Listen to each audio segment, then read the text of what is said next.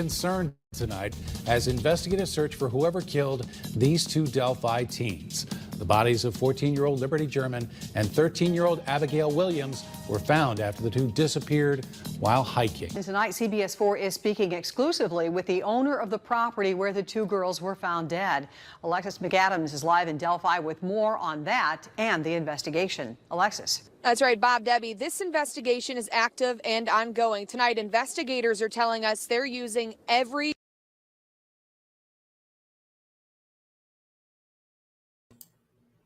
Sorry, I got to pause it right there. Alexis McAdams kicks ass. If you guys didn't know, she has a YouTube channel with tons of coverage of the Delphi case. Great coverage. I'm going to show some of it tonight. I like to share it. She does a really good job. So make sure you guys check her out. I want to welcome you guys all to another Sleuth Intuition Live. Today's the 10th. So that means we're 10 days in. You gotta be thankful for that, right? The support. Man.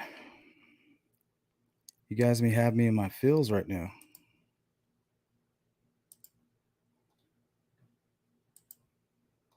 Yeah, and I didn't know Kristen was going live. I made a promise to myself that I would go live and bring some attention to the case.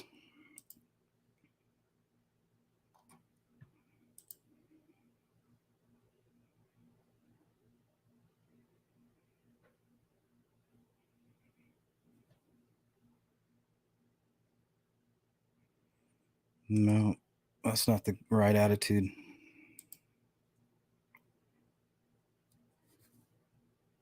Yeah, I don't understand what happened with the upgraded members video. We had a great talk. Frank came on. We showed some videos from Jeff Lebowski. Make sure you guys go check out his channel. I'll come back and put it in the description. He's been boots on the ground out there. He basically goes out there and takes like maybe 4 or 5 different exits. He'll go near the crime scene, or he'll kind of show all the different paths or ways you can take once you get to the trails. And he actually shows how easy it is to just pass that parking area. Once you cross the Freedom Bridge, there's like multiple ways you can just disappear into the small neighborhood, or just kind of slip right through on some train tracks back there if you really wanted to. But let's watch this one. This one's pretty good. And then I have one more from her. And then some other media reports. Then we'll look into the evidence. We'll check out some coverage I found from backstage on the presser, where you can kind of hear the questions and the answers from Burstein just a little bit better. And then we'll hang out.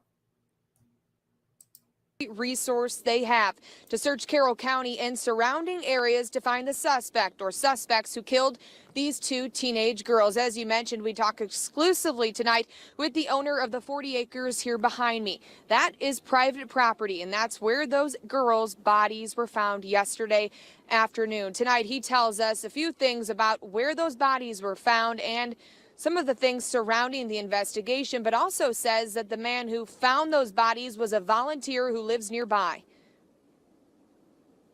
24 hours after 2 bodies were found in a wooded area in Delphi, a coroner confirms the town's worst fears. The bodies belong to 13-year-old Abigail Williams and 14-year-old Liberty German, who were both last seen hiking in that area on a day off from school. We now know the 2 girls were murdered, and their killer is still out there. We have nobody in custody at this time. So as far as I'm concerned, yes, there is somebody out there that did this horrendous crime, and we're going to track them down. The gruesome discovery was made on Ron Logan's 40-acre lot, turning his property into a crime scene filled with investigators, dive teams, and FBI officials. There was hundreds of cars and vehicles and trucks, those generator trucks that keep the lights going, and they had the whole woods lit up. It looked like a football field out here. Police tell us a volunteer searcher discovered the bodies off of the trail route in the woods. Logan says that searcher is his neighbor who noticed obvious signs of foul play after he found the girls. Tuesday, He apparently went back there with another searcher, and they found him back there. Officials searched every inch of Logan's 40 acres and the woods behind the nearby Morning Heights Cemetery, which is just across the stream from the Monon High Bridge, the last spot the girls were seen. Right now, the suspect or suspects who killed these girls is still on the run. After 50 years of living on the land, Logan says the girls would have had a very hard time traveling the wooded area on their own. It's rough. Back on my properties here, there's a ravine on that. It goes way down. It's real deep. The ground runs like this, and it's real difficult to navigate. We're going to get to the bottom of this. We feel confident, and you know, we're going to do everything we can within our resources to reach justice in this situation. So who are police looking for, and what could be the possible motive for someone or a group of people to kill these two teenage girls here in Delphi? Well, officers tell us tonight those are questions they cannot answer at this point in this active and ongoing investigation. But what they do need from the public is tips. They've already had hundreds that they have been following up on in this community, but they still need your help. If you were in the area here near that Monon High Bridge, which is the last point where those two teen girls were seen, you took pictures in that area, that could be evidence that could lead to the suspect or suspects that murdered these two teens. If you have information. If anybody didn't get a chance to look at the interview that came out today, somebody was kind enough to share it with me. I don't know if they want me to give their name out, but it's pretty good. I mean, it's kind of the same old information, but it's through a new perspective.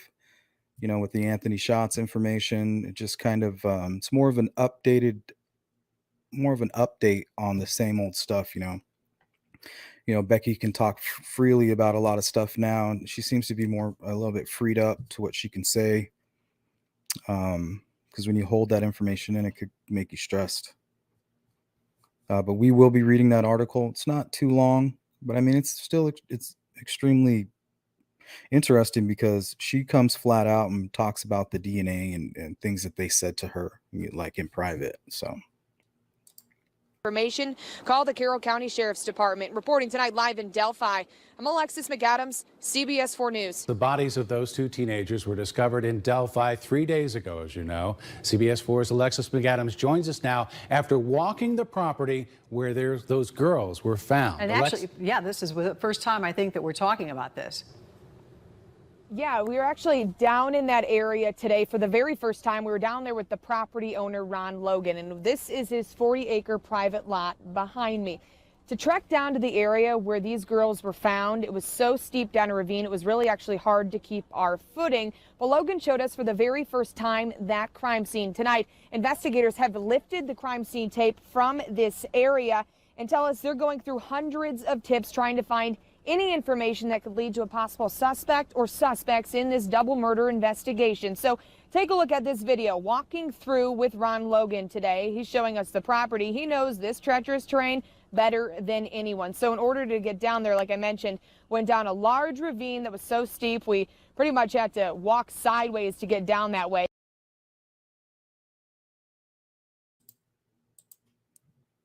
Teresa, they were held somewhere. So you think they were placed there later? I know there was an interview that I actually have it, where Mike Patty's giving an interview to a podcaster by the name, I believe it's Murder in My Family.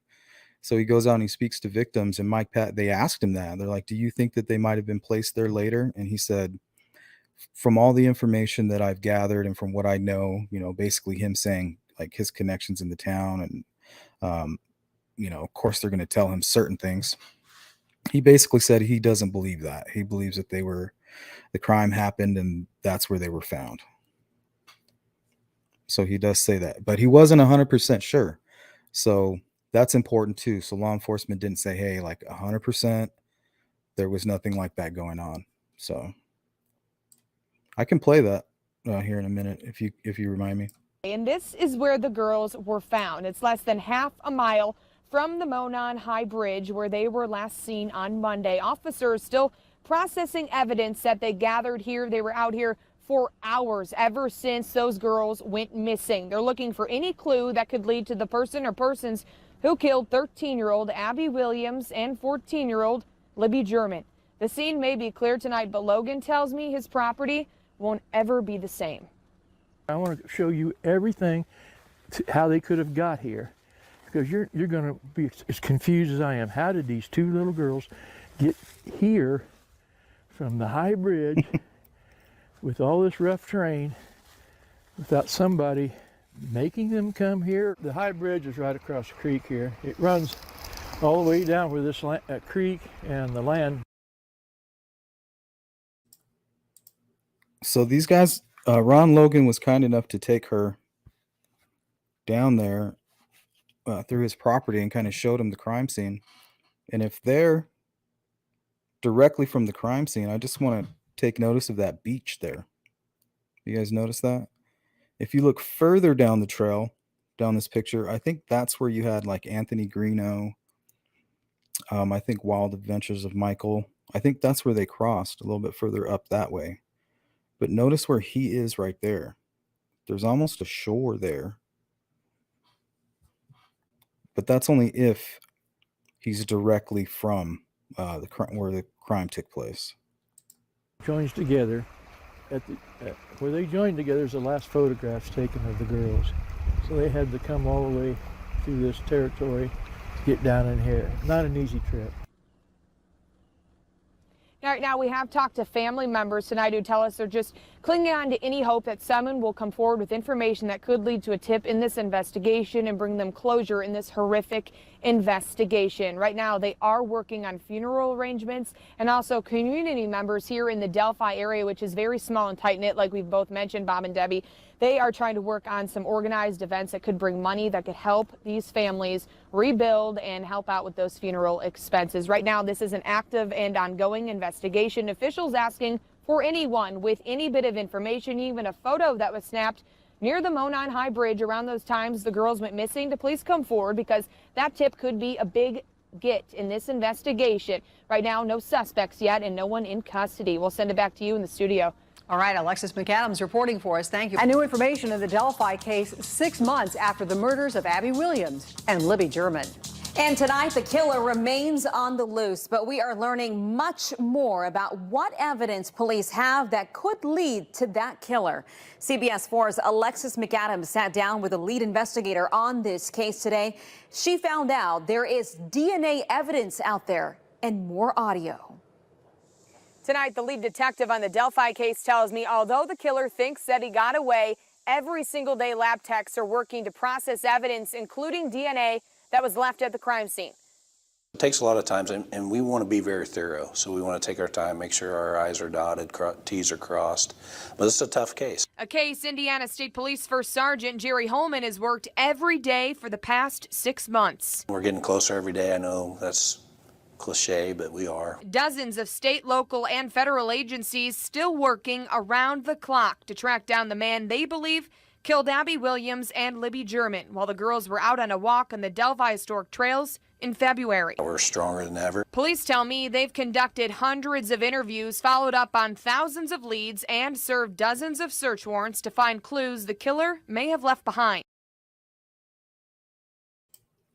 See, these guys were busy. Multiple search warrants. I remember watching a news report where they even talked about who was it? Slocum? Yeah, Tony Slocum. He came on and he was interviewed and he said that they served like all these search warrants. They did polygraphs. So, I mean, you got to give them credit. You know, what if they didn't serve a search warrant on Ron Logan's place, you know? Imagine the speculation at that point. So I'm sure Ron Logan was okay with it, but he didn't expect to be like railroaded with all that other stuff.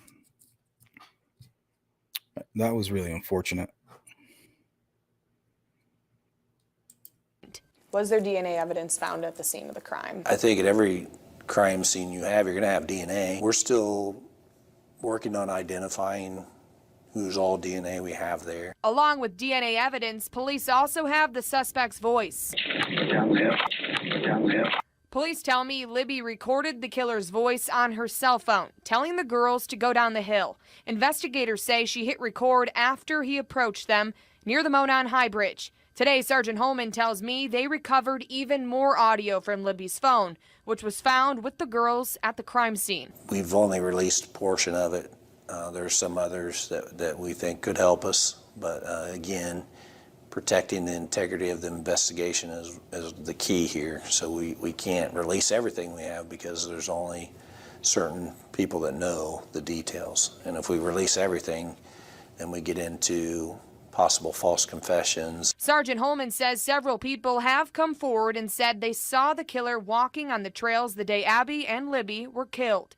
Those people helped develop this composite sketch that was released last month. Is there anything we did or didn't do that jeopardized this case? No. I still believe somebody knows. Somebody knows what happened. For whatever reason, they won't come forward. Every single day, dozens of detectives are still working the Delphi investigation and tell me they are not giving up, still following up on thousands of leads, but they need your help tonight. So if you recognize that man's picture or you recognize his voice, pick up the phone right now and call 844-459-5786. Reporting tonight in Delphi, I'm Alexis McAdams. Back to you. And stay. Mandy says, do you think they went so hard on Ron Logan because they thought he knew who BG is and wanted his testimony? I don't know. I mean, it appeared that way. Maybe they thought they were putting the squeeze on him.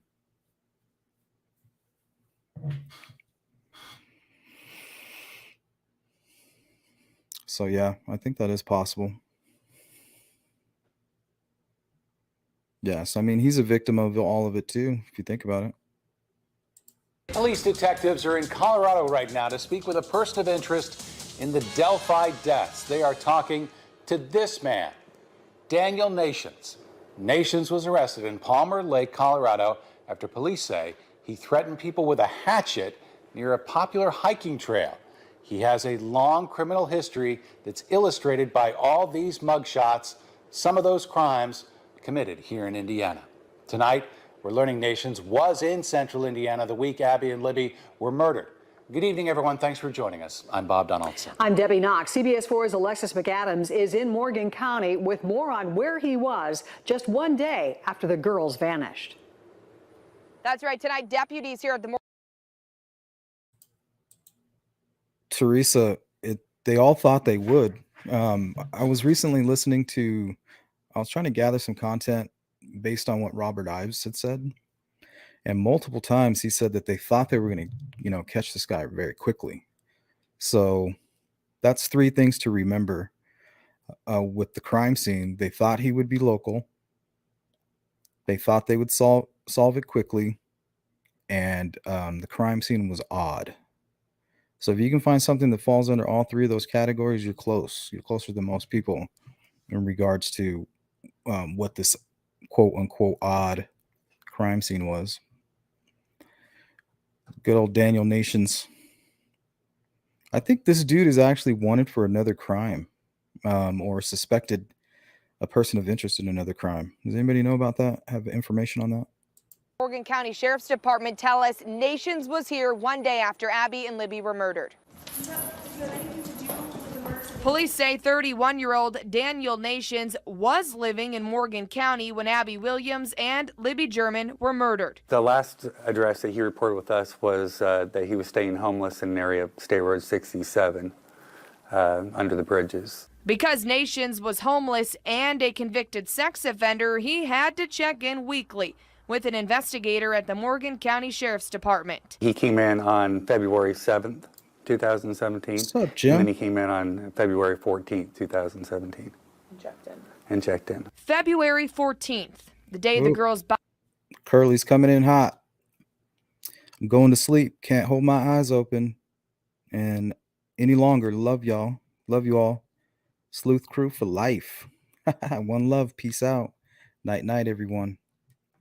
Peace out, Curly. Hey, thanks for the words of encouragement too, man. I appreciate that. Positive words are very powerful. Sometimes it's even surprising, you know, how quickly you can forget that and then how quickly you realize it. Bodies were found. According to these forms from the Morgan County Sheriff's Department, Nations never missed a weekly check-in from January 31st until April 4th of this year. He was always punctual as far as reporting. At this point, he said that he had a car or he didn't have a car. There was times where he did, and there's times where, you know, he has having vehicle problems, I think. Though Nations checked in the day after the murders, less than 2 weeks later, he ended up in the Morgan County Jail for failure to show up to a scheduled court appearance. After that, Nations moved to Johnson County, where officials tell me he did not notify them of his whereabouts. Tonight, Indiana State Police tell us they're still checking into Nations' alibi, as they also look into hundreds of others in connection to the Delphi case. Hundreds of other alibis. Wow. Oh, big shout out to Frank Meister. Make sure you guys go check out Marv and Frank, their channel. It's picking up steam.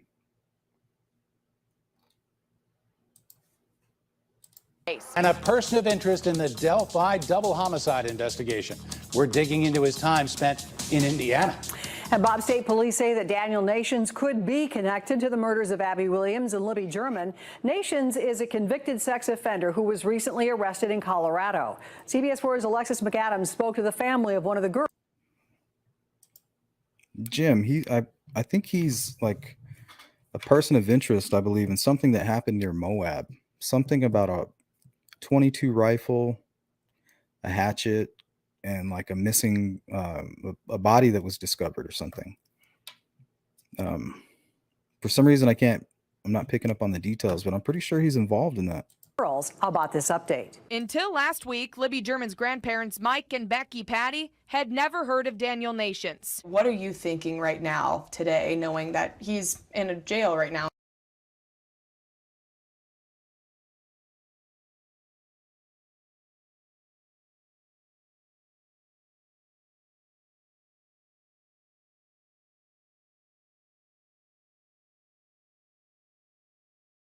In Colorado and possibly could be connected. Well, I'm certainly hopeful that the information proves that this is the guy. Then they saw his picture. I don't want to get my hopes up too much. We've been through this several times, and when you go through that, that drop, when it's not them, is tremendous. So when you look at the suspect sketch and Daniel Nations' picture, do you think that there's similarities? Absolutely. Oh, I see the goatee and the lips. It's kind of what sticks out to me. The eyes.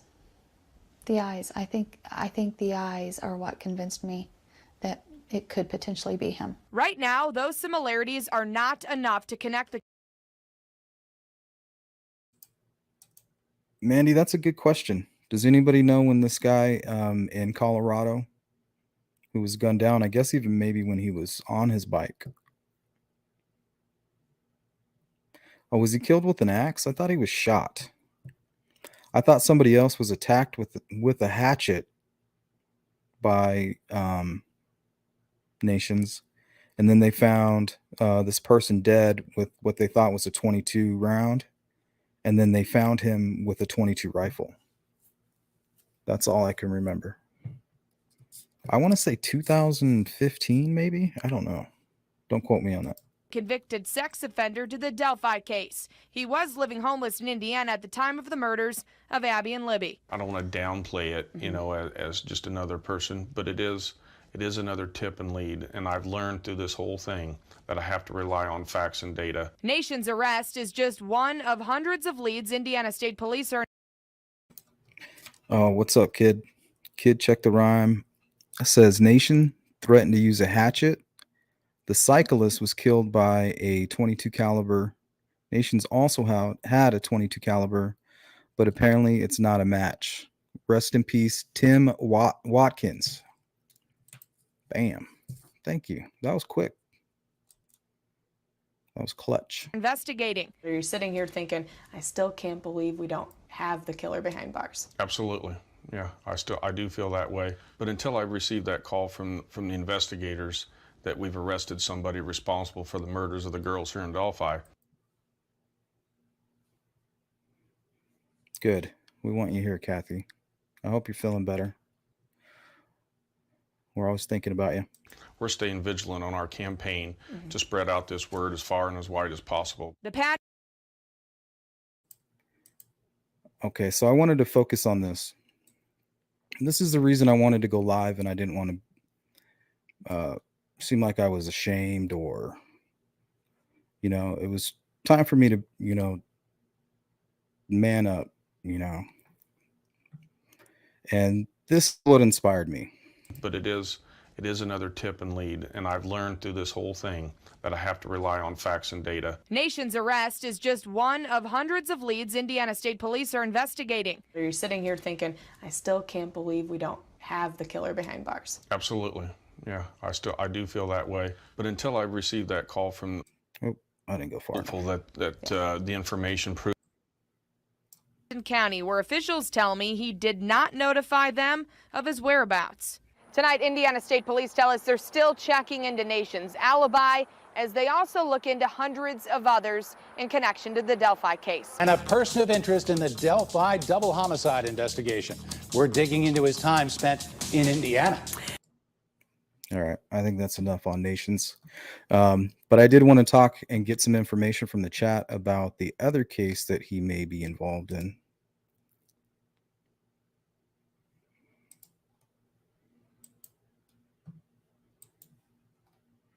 See what's going on in the chat room. Looks like the chat filled up pretty good.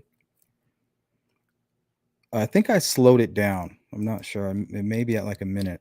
I can't remember.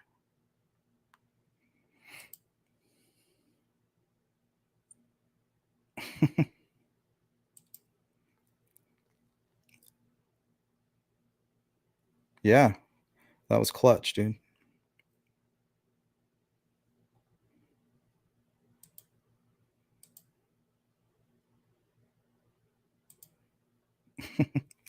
Shout out to the members, the sleuth crew. That's funny.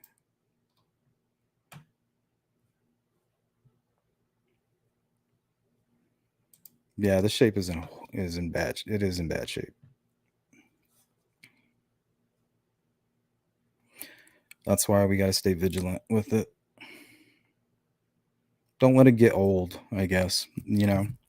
Don't let it mean something to you for so long and then just give up on it.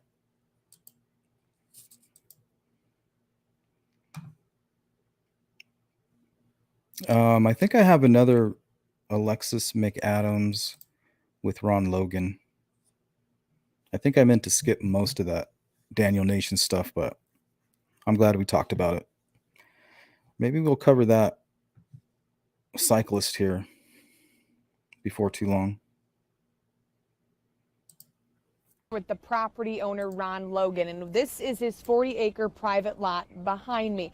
To trek down to the area where these girls were found, it was so steep down a ravine, it was really actually hard to keep our footing. But Logan showed us for the very first time that crime scene tonight. Investigators have lifted the crime scene tape from this area and tell us they're going through hundreds of tips trying to find any information that could lead to a possible suspect or suspects in this double murder investigation. So take a look at this video walking through with Ron Logan today. He's showing us the property. He knows this treacherous terrain better than anyone. So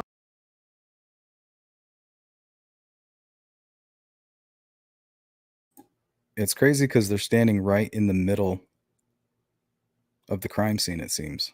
You see that?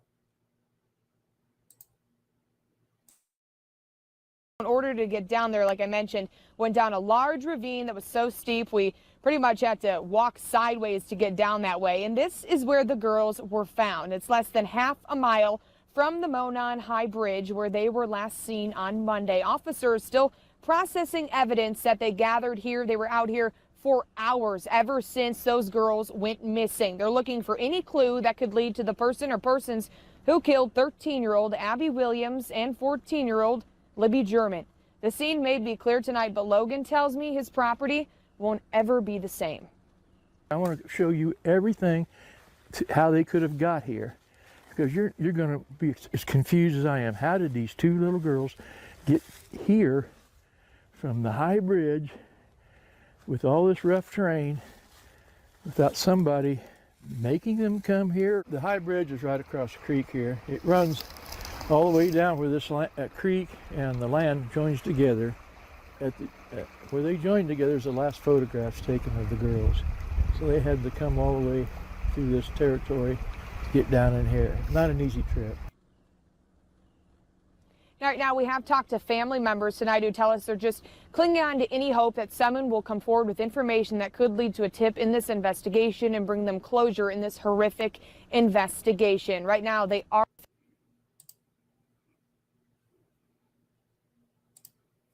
Well, I thought that was crazy, them just walking right through the crime scene like that. And the tape was still perfectly up.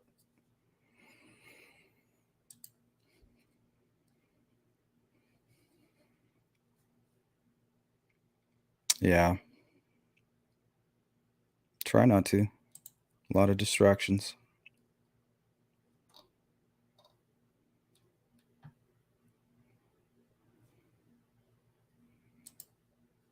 Yeah, Frank.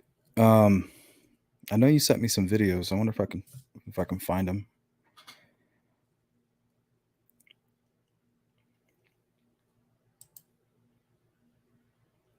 Modern Crime and Card says, I picture BG to look more like Ron Logan and any mugshot I've seen of skinny younger guys. The reason I don't think it's Ron Logan, and Ron Logan is a perfect example of pretty much everybody in Delphi. You know what I mean? Like small town, somebody you'll see at a buying tackle, you know, or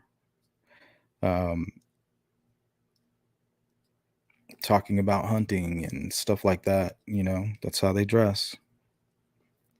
Blue jeans, a pair of boots, maybe even a hoodie or something, and then a funny hat. But I just don't think Bridge Guy fits with Ron Logan at all. Like, not even close. The only reason people suspect it, obviously, is his land, and he's dressed like everybody in Delphi.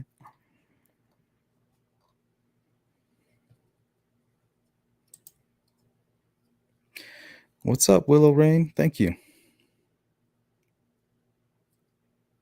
I love that you chose to be a member. You know, try to keep it safe, like a safe space, judgment free. What's up, Amy? Aw, snap. Match made in heaven.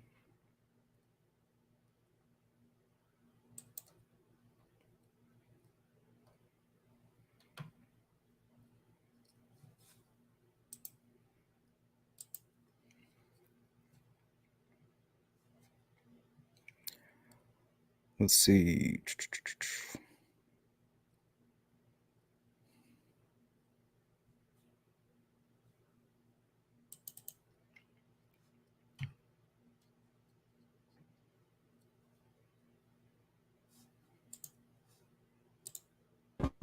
13 Investigates has learned that the connection of the Delphi murders to the Anthony Shots fake social media profile started with another incident reported to police just days after the bodies of Libby German and Abby Williams were discovered. We're getting steps and steps closer to solving this case. Rich Nye is digging deeper into the transcript now of a police interview with Kegan Kline to learn more about what led up to his arrest. Rich? Well, again, first of all, it's very important to remind you that Kegan Kline is not charged with the killings of Libby German and Abby Williams. Kline has been held in the Miami County Jail for over a year and a half now on 30 charges of child pornography and exploitation. Investigators say he used the fake Anthony Shots social media profile to communicate with underage girls and receive sexually explicit images. Police interviewed Kline at the time of his arrest in August 2020. They questioned him in that interview about another school-age girl that gave her address to the Anthony Shots profile just after the Delphi murders. Kline knew the girl in Galveston personally. The police told Kline that she comes home from school, sees this guy with a ski mask looking in her bedroom window directly after giving this address to Anthony Shots. As a matter of fact, that's the incident that started everything else last time. That's how everything started last time, was that incident. And Kegan replied, that's crazy. So here's my only issue with that evidence, the Kegan Kline evidence. My only issue is that they don't put Kegan anywhere near the bridge. He doesn't ever say that he's going to the bridge. It just says that he spoke with her that day. And the other thing that throws me off is that when they took the forensic data from one of his phones, it pinged him on like far away somewhere in Peru, you know? So how do you ignore that? I mean, it's kind of like he has an alibi. the timeline and locations in north central Indiana. The bodies of Libby German and Abby Williams were discovered near a trail in Delphi in Carroll County on February 14, 2017. 6 days later, on February 20th, is that incident in Galveston in Cass County, where the girl that Kline knew had given her address to the Anthony Shots profile. She saw a man in a ski mask looking in her bedroom window. And then on February 25th, police searched the home in Peru in Miami County, where Kline lived with his father. They found over 100 photos and videos of underage girls on several electronic devices. Police say the Anthony Shots profile communicated with Libby German hours before her death. Police questioned Kline intensely about anyone else who may have had access to his devices, especially his father. Jerry Anthony Kline goes by Tony and has a criminal history that includes convictions of sexual harassment, battery, and theft. But Indiana State Police will not tell us at this point whether they have questioned Tony Kline about the Delphi murders.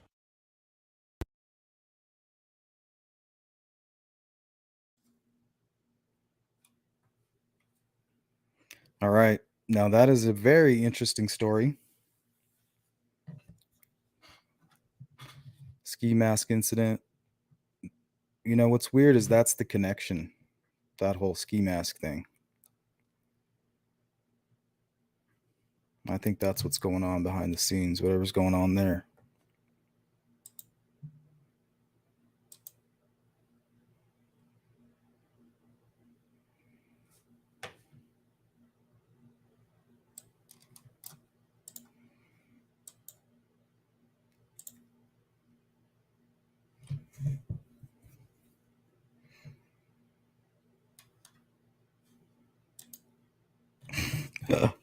That's funny.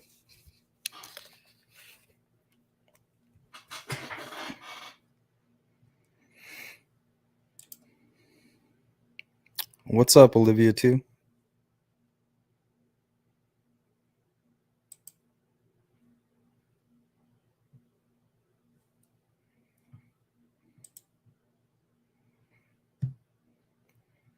Yeah, I did a live one time on voyeurism because I heard a few different interrogations where these killers would talk about voyeurism. You know, they would kind of stalk, or not just voyeurism, but like stalking. They would stalk people and then they would like break into their homes when they left, but they would watch them. And then while, you know, first they would watch them from afar, then they would try to become their friend, and then they start watching them closely, like peeping tom. They become peeping toms, and then they try breaking into your home. And then a lot of times when these crimes happen is when the people are surprised. You know, they're in there. You know, maybe they fell asleep in the bed or something creepy. You know, and then the poor girl comes home, and the perpetrator panics. That happens a lot.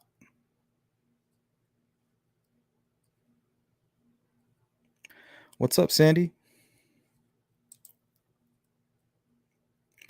Deb, I hope everything's going well. When are you going to ditch Sunny?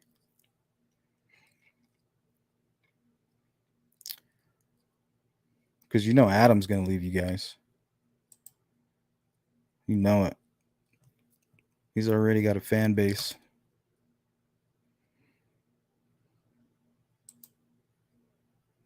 What's up, Sylvia? Hey, Steffa.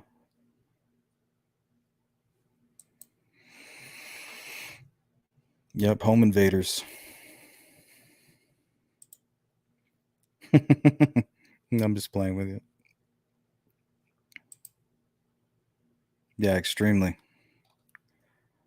That's why I think right now, I think the most vulnerable type of person would probably be like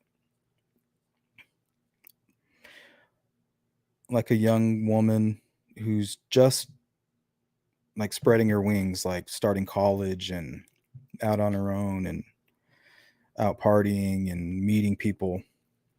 For some reason, I feel like they're the most at risk because they're the ones mingling with the sickos who are trying to get better at what they do.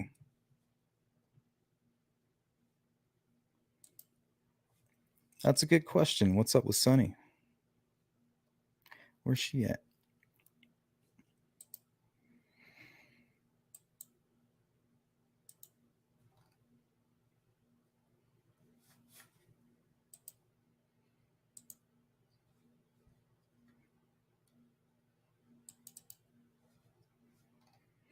All right. I think I caught up on the chat. It's easy to go through all the little chit chat. Hey, what's up, Amy? Yeah, that's happened. There was this creepy guy that was stalking this girl that lived across the street from him.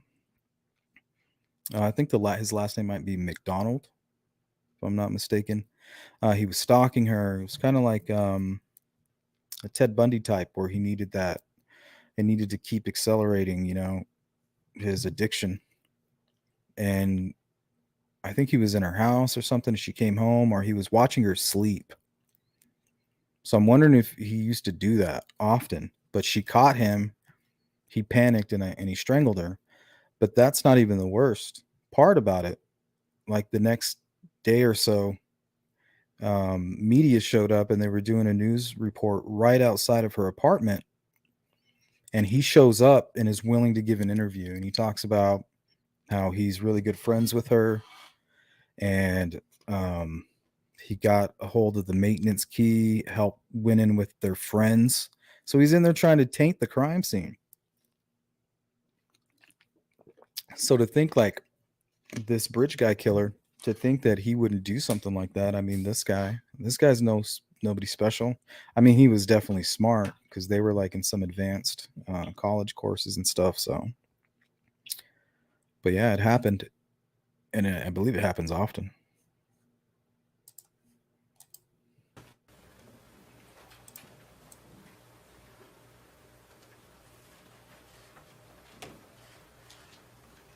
I just unveiled the person that we believe responsible for the murder of these two little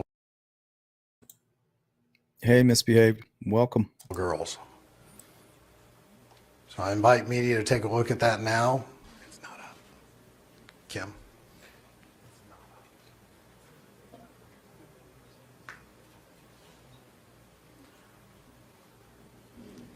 We're also going to show you a video not previously released that the superintendent spoke to, and also the audio that's additional to what's been previously released. There's only a slight change in it.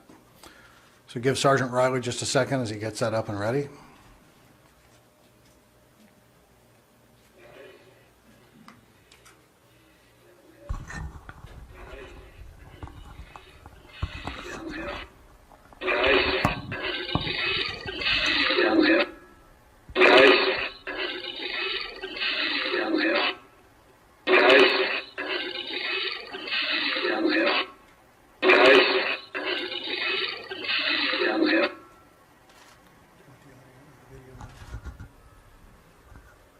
Stand by for the video, please.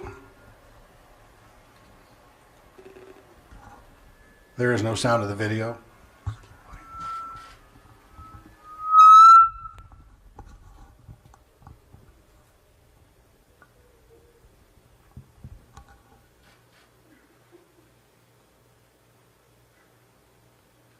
As Superintendent Carter mentioned, he is on the railway bridge. You have to take different steps to get to it. This information later this afternoon will be on the State Police website. For the community that's here, we have 100 copies of the news release. If you put in that URL, you'll be able to get to that site to play it. And we also have that same release for you in the media. And the rest of the state will get that release in about 15 minutes. So we appreciate those of you that came here. This concludes our announcement. Thank you for your time, patience, and courtesy.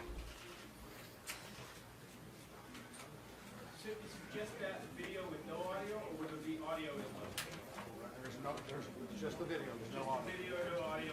What we just played. Roll that again. Yeah. Roll that again. Go ahead.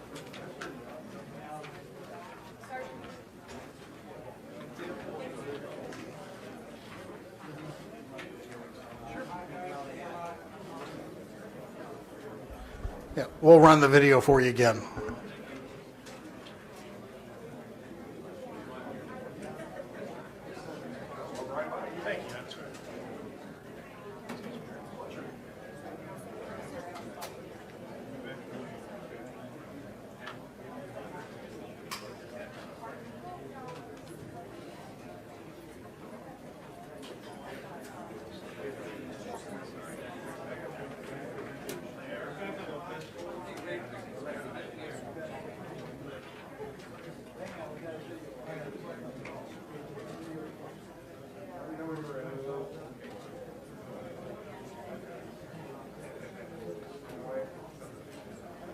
We're going to switch to our website. It should be able to continue to play there.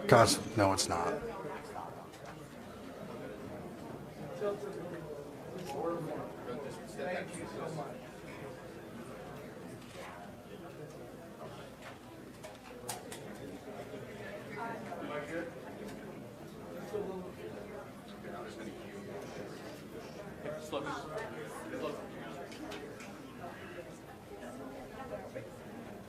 Okay, the video now playing is from the State Police website. The website has been updated with the audio track.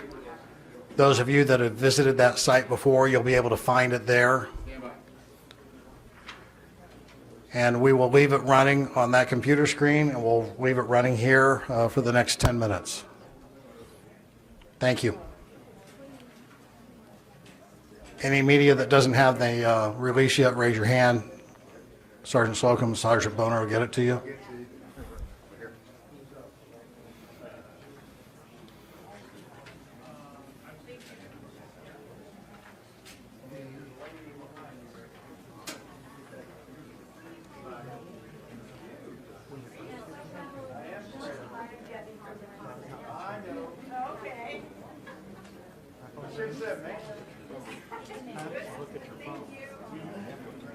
Does all the media have a release that wants one?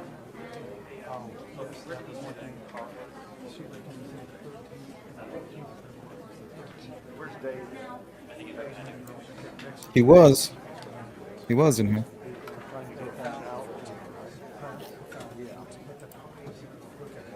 Bam. Where's the car? They're asking where the car was.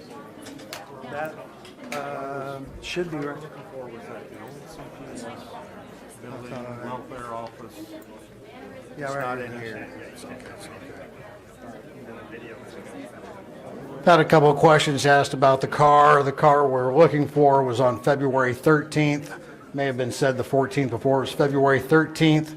The vehicle was parked at the old CPS DCS welfare building, abandoned on the east side of County Road 300 North, next to the Hoosier Heartland Highway. That was between the hours of noon and 5 on February 13th.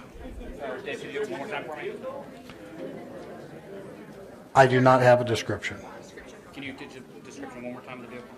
One more time for everybody that didn't get that. We're looking for the identity of the driver of a vehicle that was parked at the old CPS DCS welfare building.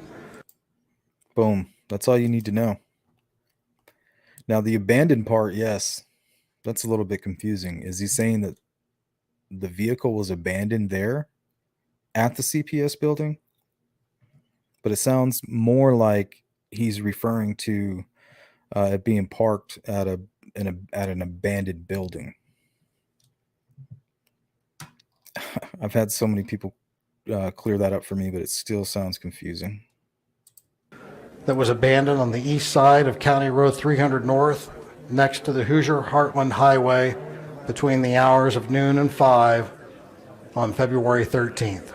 That's all the information I have.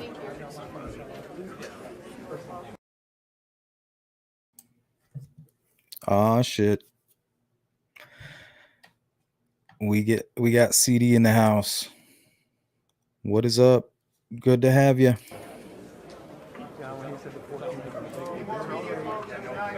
You're welcome to shoot me an email, man, if you want to jump on.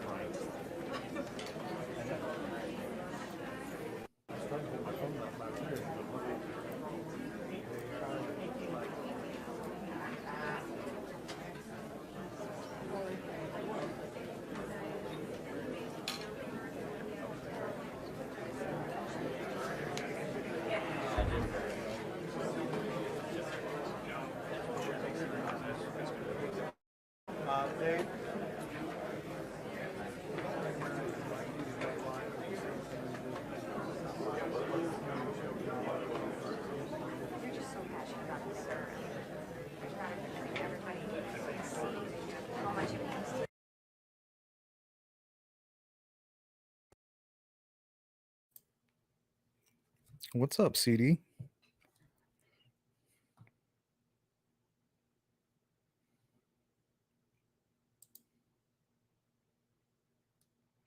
Give a big shout out to Analysis of a Crime with my good friend CD. Hey man, if you got some time and you want to jump on, I'm only going to hang out for a little bit longer. But if anything's on your mind or there's anything you want to add about the case from law enforcement perspective, that's always appreciated.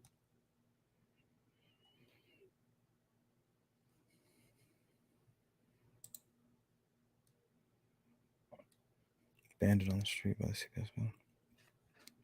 See, I'm just not sure. One thing I do know is he said clear as day. That was, well, who's that, Burston? He said the vehicle that was parked at the old welfare building, regardless of what was abandoned, there was a vehicle that was parked there. I mean, it does matter. I'm going in circles with it. Still a mystery. That's what I'm talking about. Tell them take it slow, let it get nice and strong and healed up.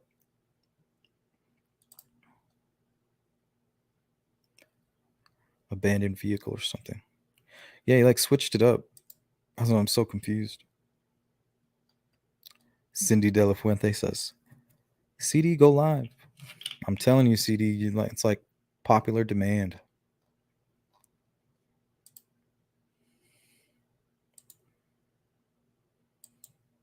You owe it to your fans. Yeah, the building and vehicle could both be abandoned. Why would they say that? And then not, I wonder if they did that on purpose. You think that's possible? Oh, that was a conspiracy, sorry. Oh, shit.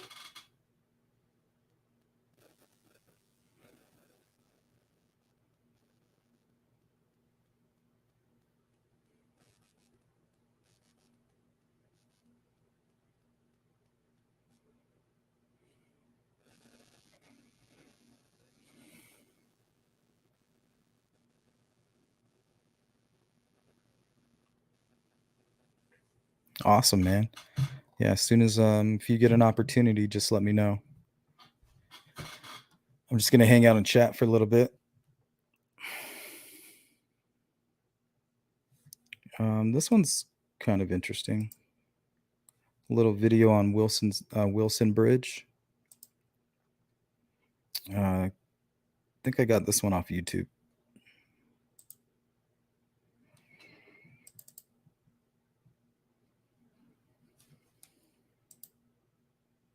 Hey, Mindy, good to see you.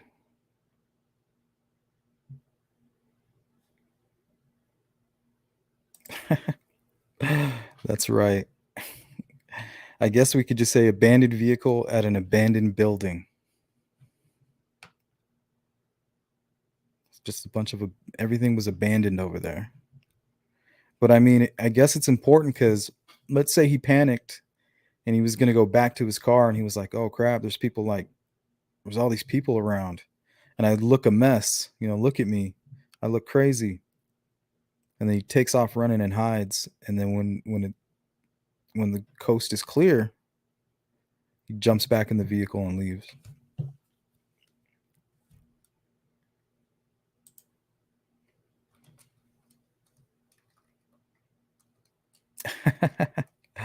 Yep. Yeah. So I'm going to have to stay on later just for CD. Man, I was kind of flaky with him for a while. Sorry about that, man. I had to make some changes in my schedule. When work starts stressing you out, you got to lessen the load. Pray for like some kind of early retirement or something.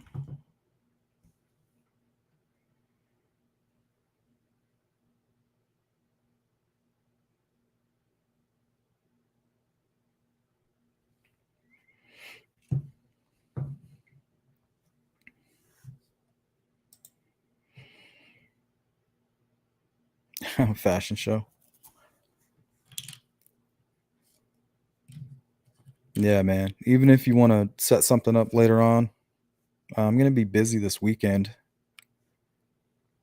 We're going up to the mountains. I need a break.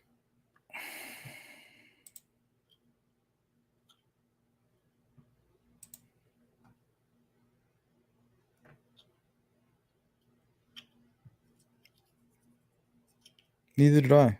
I mean, when you call it a conspiracy, it's kind of like a warning.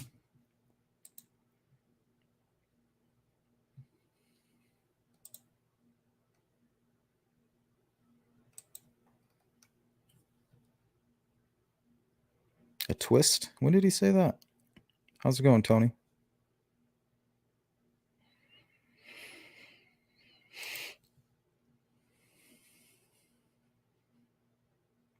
Analysis of a crime says sleuth.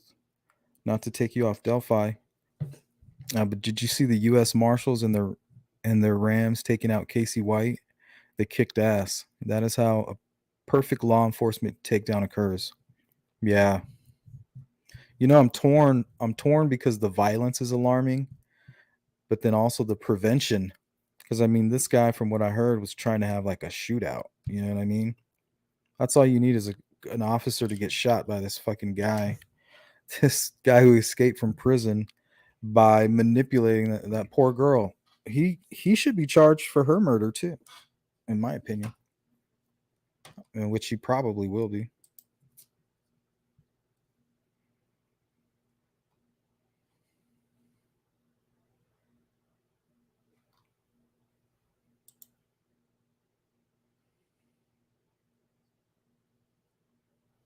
Yeah. I'm gonna go spend some time with my dad. He's getting up there. He's a wise old man.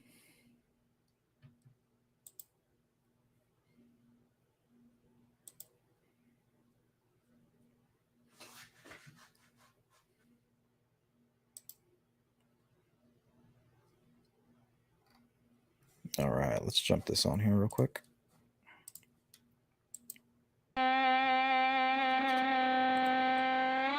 In 1995, Wilson Bridge was slated for destruction. I was really saddened by it. I wanted to do something for the community, and so I just started putting wreaths on it every different season. Every season could be the last season for the bridge. 1898 iron was about to be replaced by brand new concrete. I knew it was going to be a 3-span concrete bridge, and it would take over 4 acres of woods on the east side of it. I know from living here, all the people that travel, this road just to go across Wilson Bridge. And so I knew it meant a lot to a lot of people besides myself. The decision to replace the bridge was made by the 3 county commissioners. The effort to save the bridge proved to be a long and contentious ordeal.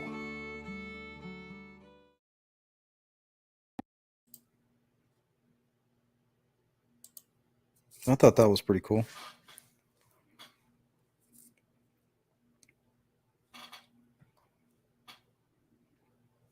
Little history lesson on Wilson Bridge.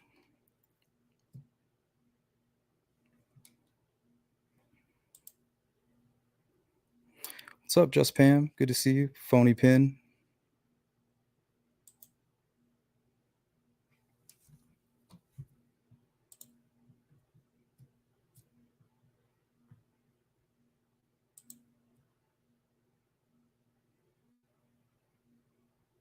Good. I love to hear that.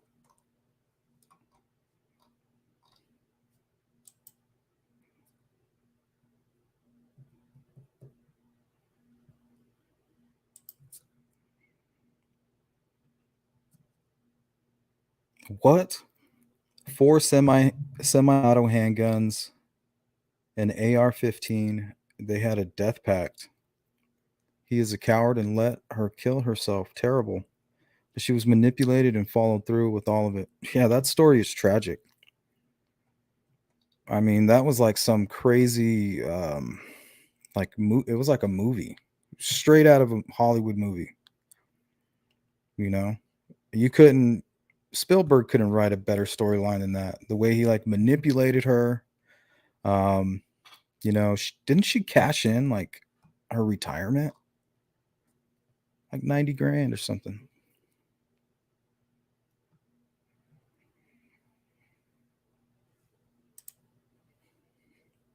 Yeah, man, that scares me. I don't handle tragedy well. Not saying that there will be, but it is a fear of mine.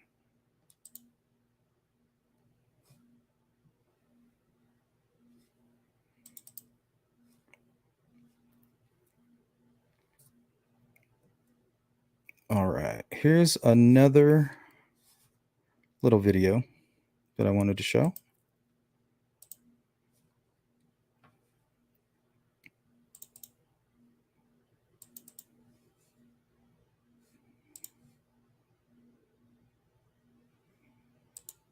And you can hear that determination in the Indiana State Police officers' voices, saying they're going to do whatever it takes to find the person that took these girls' lives. And as police continue to sort through hundreds of tips they're getting on the case, they're also still combing Delphi for evidence. What you're looking at right now is exclusive video of an officer carrying in a pair of men's dark-colored boots. Those were analyzed by investigators inside of the police headquarters here in Delphi. Right now, officials tell me they were checking out those boots to see if they were a big piece of evidence.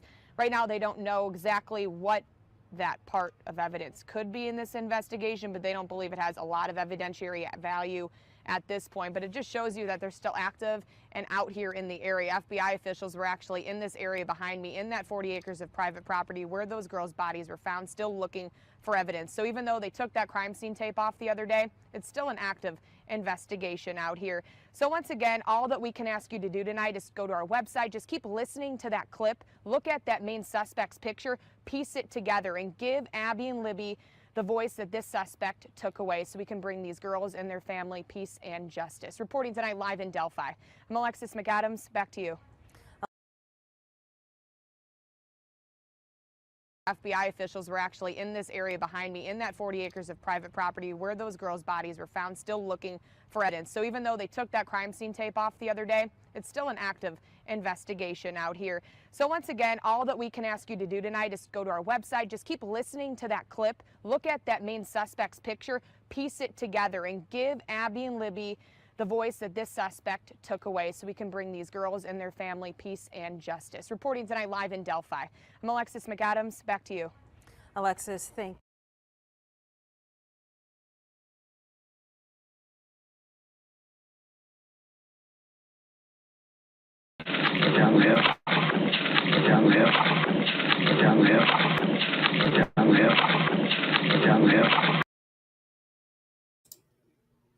So now this was some really, really early audio that was released early on in the case.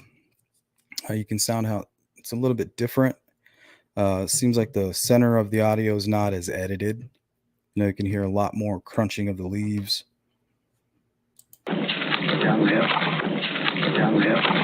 Downhill. Downhill. Downhill. Downhill. Downhill. Downhill. Downhill. Downhill. So let's compare that to the newest audio.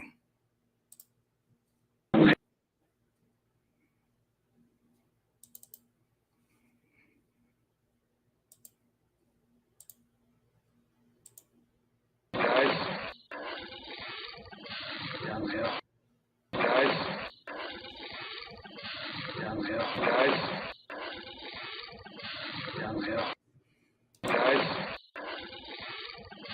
Downhill. Guys. Downhill. Guys. Downhill. Guys. Downhill. Guys. Downhill. Guys.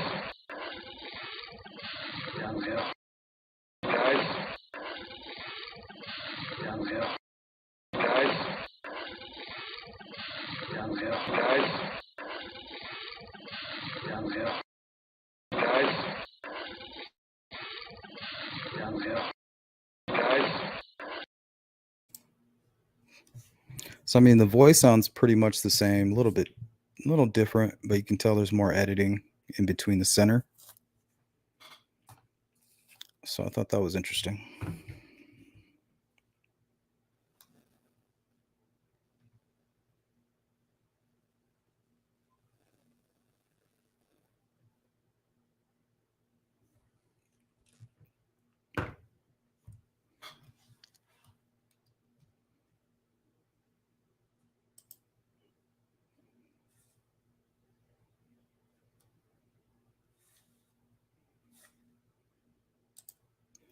All right, here's a little video I made of the bridge walk. I really just looped it, but there is no audio on this one.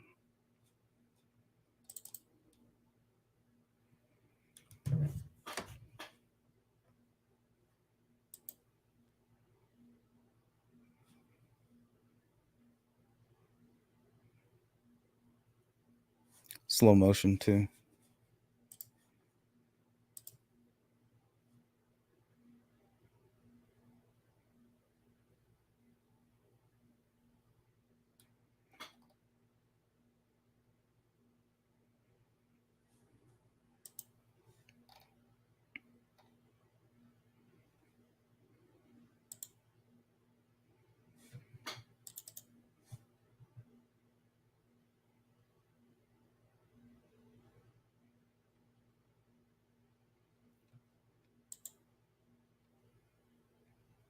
Just a young sketch.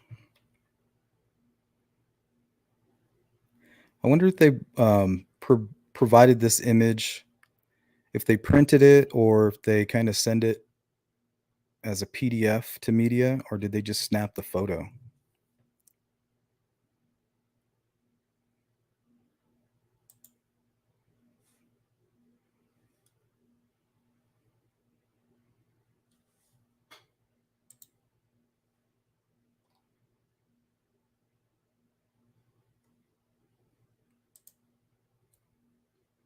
Thank you, Casper. I appreciate the positive energy.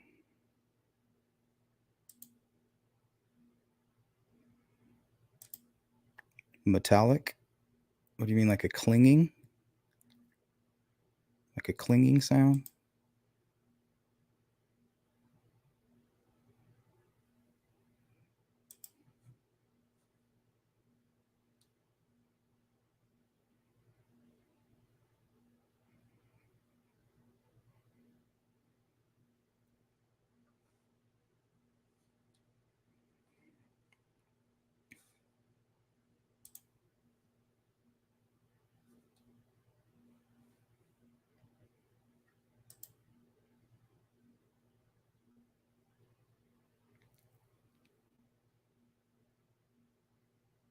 Well, Frank, if he's still here, he's actually been there. Like, he's walked down there. Like, he's even sent me the videos of it. Wild Adventures of Michael. When they're walking, you can hear the crunching. You know, you hear crunching of leaves, and then you hear the snap of twigs. It's like crunch, crunch, snap, snap. It's identical.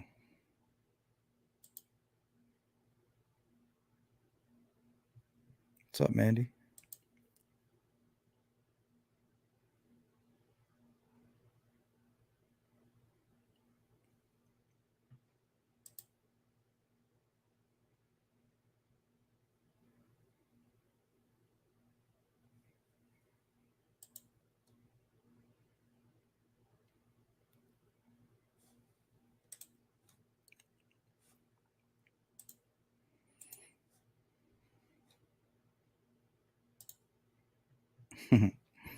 Living the dream. What's up, Lil Pookie? How you doing?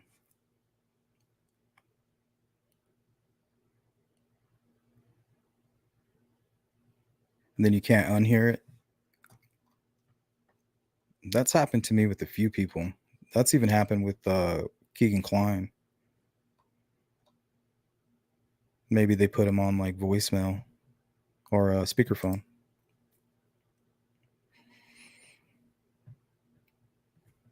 Yeah, there's like 47 frames or something like that. He looks different in every frame.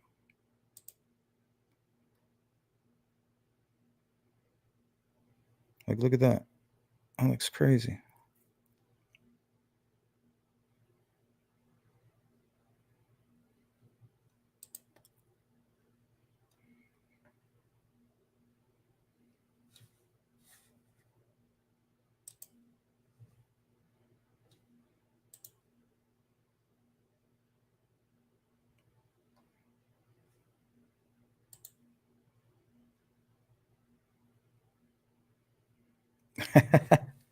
It honestly is.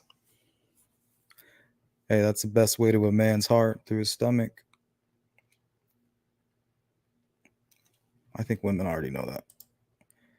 That's old news.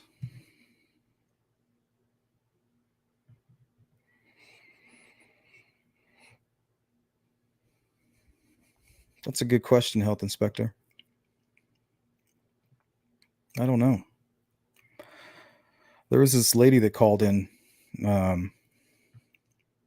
like a few days back, and she was real hesitant to turn somebody in, but the more that we learned about this person's situation and the more we listened and, you know, gave her a chance to speak, the more interesting it became. And she was concerned about tipping in this person. It was a whole thing, you know. There was a divorce, a double life, some strange mapping on Google. So, I mean, something really random like that could really just, boom, this thing could just break loose. You know, I'm just waiting.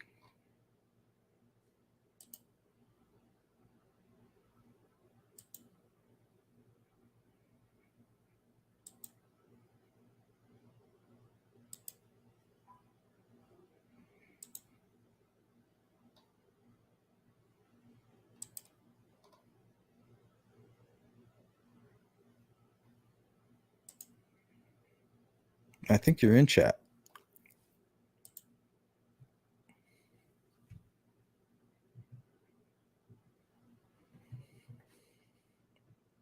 Yeah, with the crunching leaves.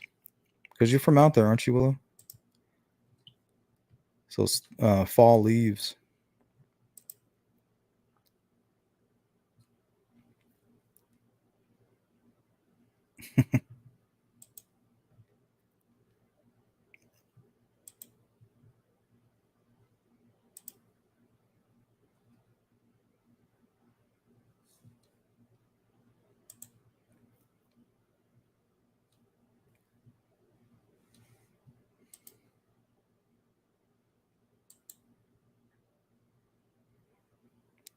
Yeah, what's all this talk about NASA and Disney? I know NASA's fairly common. I found a few reports about that. So that's common, but where does I couldn't find anything solid on the whole Disney thing. Does anybody have any information on that?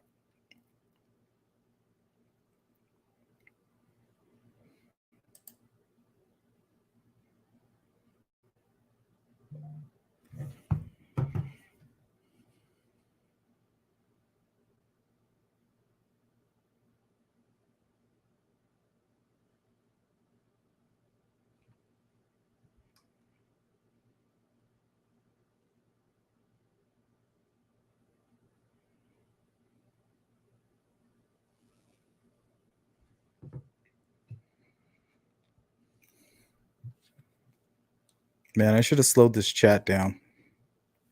Sleuth, in one of the channels, I think it's like USB or something, a new one. They went through all of the frames and they said that in one of the frames, they see a dark rubber glove. Have you noticed one? No, to be honest, like it's all really speculation with the quality. But I mean, some things are clearer than others.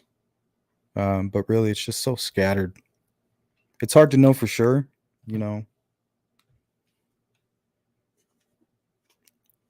You can say like, wow, you know, certain things can blow you away and they are very interesting and could very well be what you're seeing, but it's just hard to know.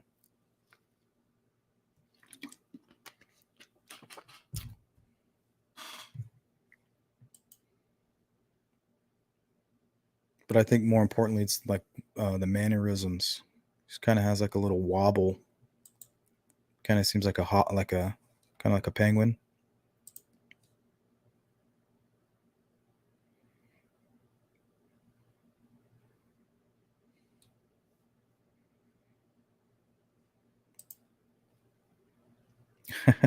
Homemade biscuits and chocolate gravy. Damn. Don't start talking about food right now. All I had was a tuna fish sandwich.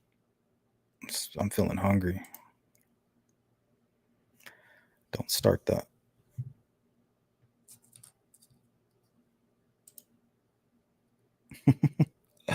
Oh, here we go. Worse than the zombie apocalypse. Spreads.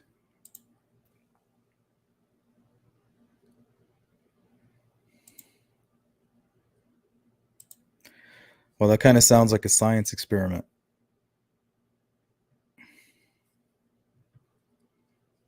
What I would do is I would look at the video while you're recording and like, I don't know, maybe try to mimic the movements and then listen to the original audio and compare it. Because if it's way different, then we can tell like, hey, then his gait might be way different. Oh, there we go.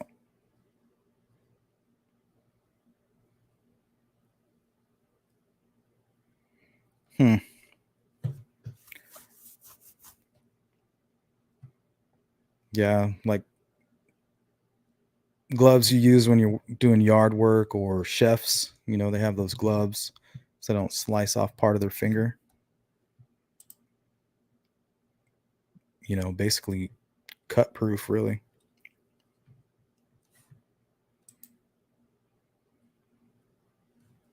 Ooh. I like to make Rice Krispie treats with Mary Jane.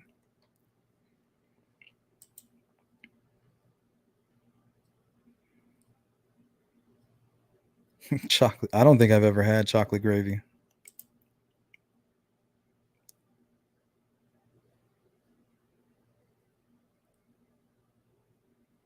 Yeah, I have. Hey, that's funny. Me and my wife were just talking about Chiba. It's my favorite place.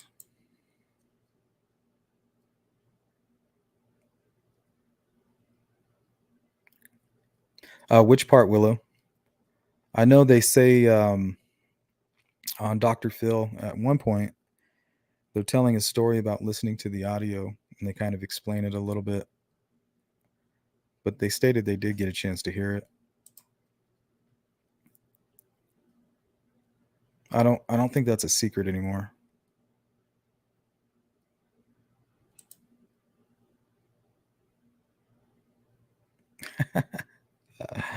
That sounds like a munchie fest.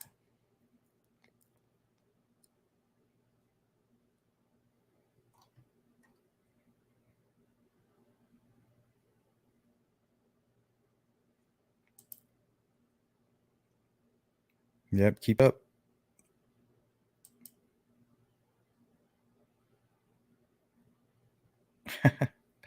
My thing is banana bread. Didn't Libby used to make cookies or something? Like give them to her teachers?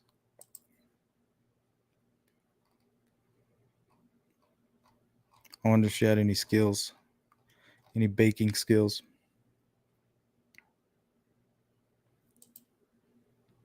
Oh my gosh.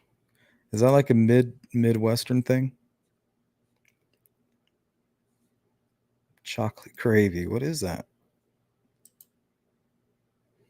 Oh, here we go. Or mannerisms, as Kat would say. Yeah, mannerisms. Rest in peace, Michael Kat.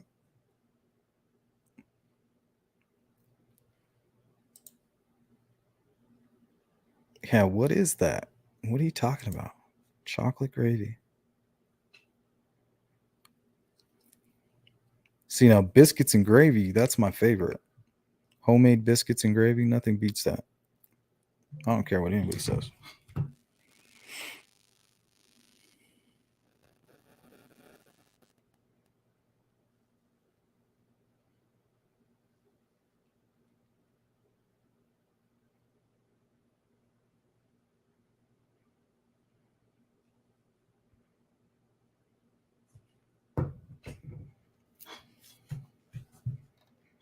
Yeah, homemade biscuits and gravy, that's where it's at.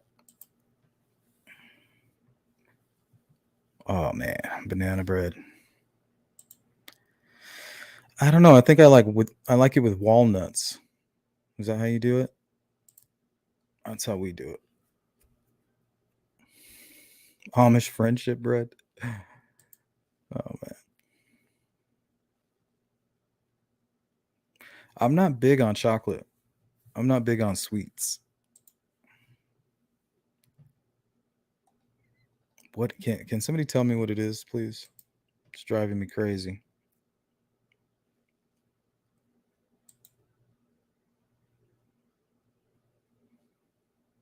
Oh, nice. How's Arkansas? I hear good things. I hear good things about Alabama. Places down south. I'm interested in Kentucky too.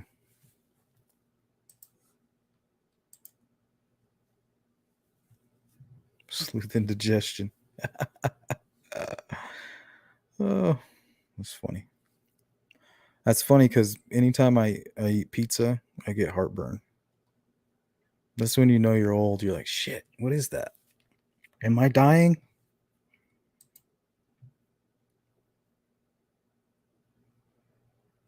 Hershey cocoa, flour, sugar, milk, and stir till thick. Oh man. That sounds crazy.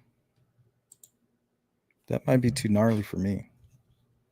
I'm into spicy stuff.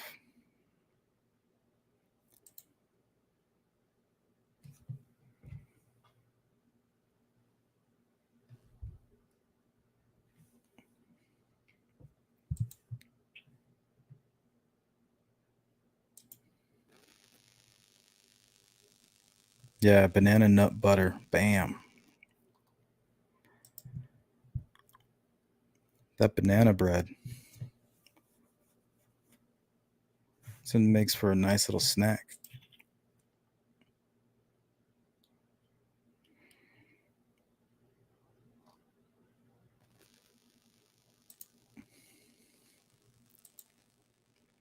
Hey Mindy, how you doing? Tennessee. That reminds me of that song. What is it? Tennessee Whiskey? I love that song.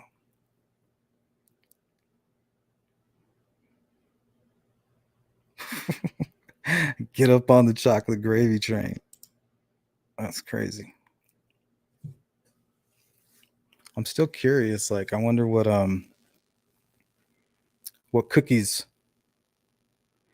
I remember Libby, I guess apparently would bring cookies and like baked goods. Is that true? Anybody know about that? I know the cookies are for real. I saw it on Facebook.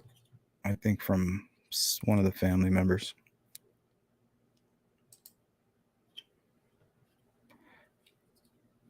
Really? I remember when I was visiting my family in Minnesota.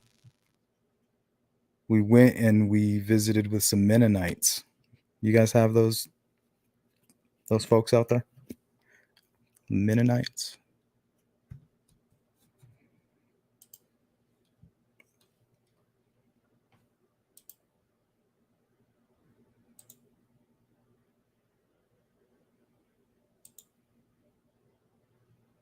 I've missed it.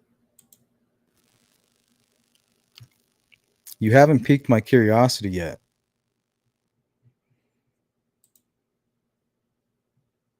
KY, as in Kentucky.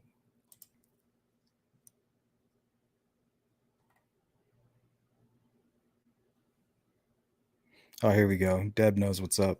Yes, Libby loved to bake cookies, according to Becky.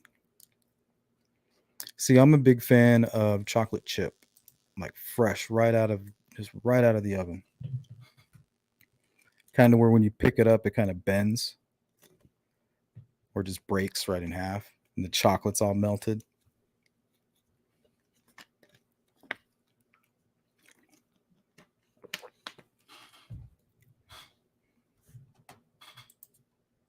It's amazing.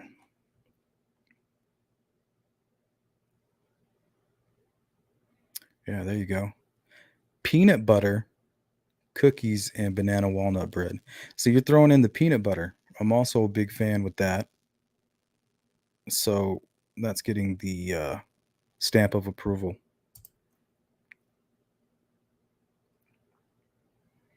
Etc. Yeah, I thought it was more than cookies, but I could be wrong.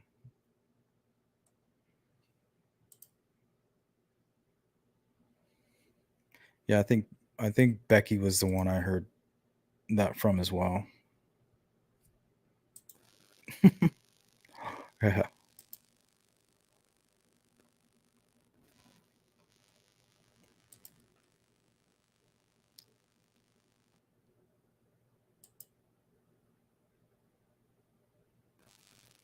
Yes, and Amish. The sourdough bread is great.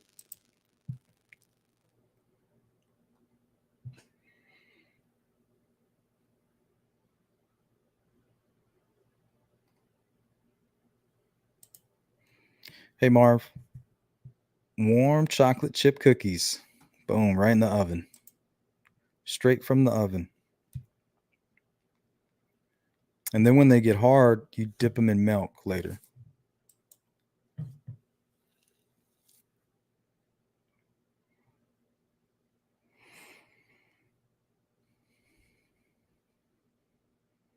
Yep. Chocolate chip cookies.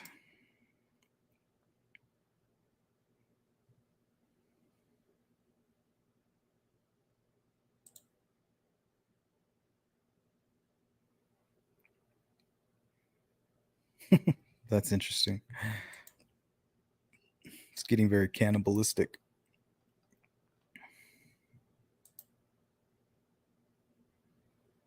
Really?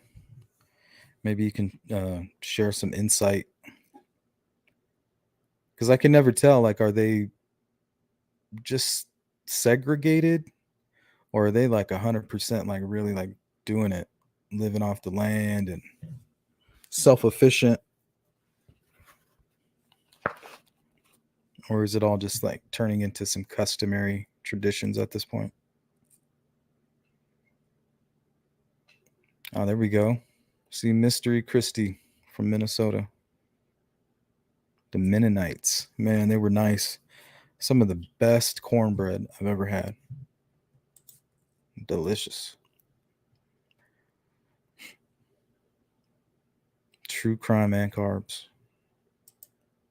Hey, I didn't start this. I didn't start the zombie apocalypse.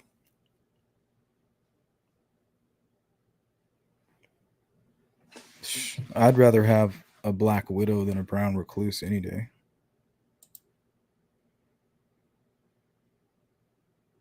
Macadamia. Nizzat.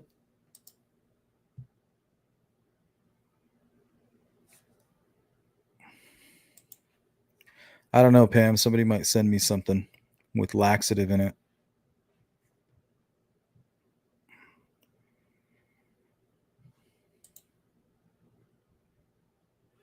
Red eye gravy. Sleuth the name clueless. But it's what my mother called it. Native Georgia here. ATL vicinity. That sounds yummy. All the food from down south is amazing. I had a really good friend. Whenever I'd go visit, he'd have to stop by his mom's for a moment, drop off his dog. His dog like needed to be kenneled, and talk about a spoiled dog. So we dropped, before we went out to go hang out, at the bar or whatever. This is when I was younger. Dropped it off, and man, she was. As soon as you walked in the house, you just smell this food. These huge pots on the stove, and he's like, basically like, you lucked out, dude. I was like, what is this? It was some, I don't know, I think it was gumbo. It was like gumbo, grits, and I think it might have been cornbread, some type of bread, and there was like beans in there though. Oh man, that was the best meal of my life.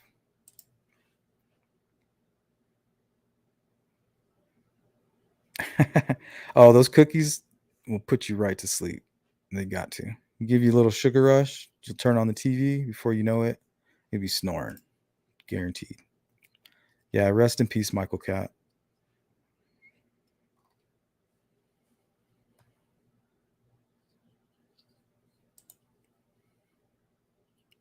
All this food talk, it is a conspiracy.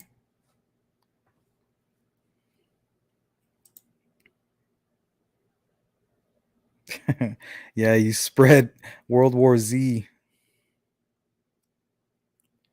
for za pizza, that is. If you're into the whole brevity thing.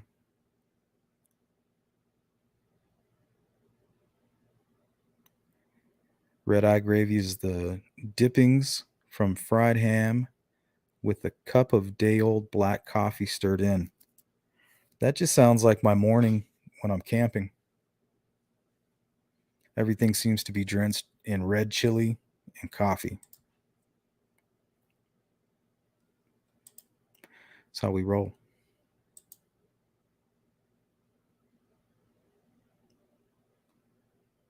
Have you seen those giant centipedes? Imagine that thing wrapping around your arm.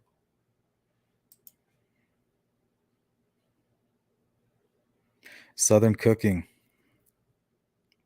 I don't know. That might be the best. It's got to be the best.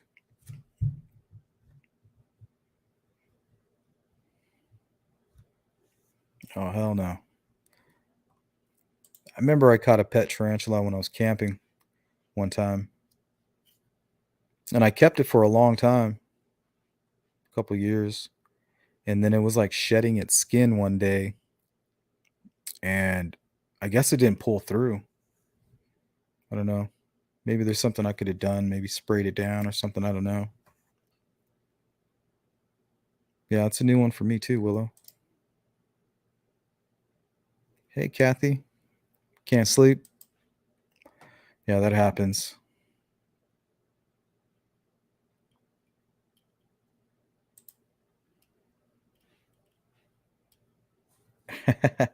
Yeah, right in the morning. And then right at the bottom, you still have like all the crushed beans. Oh, I love that.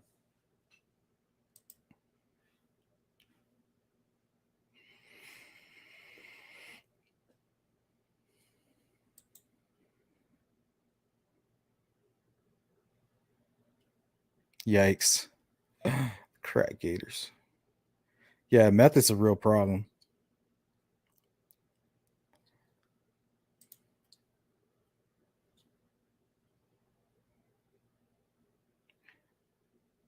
Is that tofu?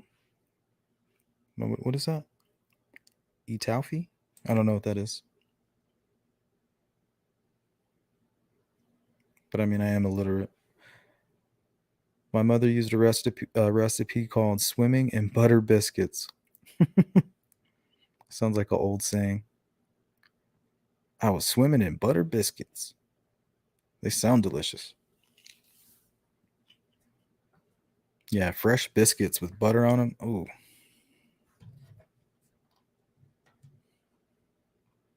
The homemade is always the best. I don't care what anybody says. Mexican cornbread. That sounds good too. With real corn in it.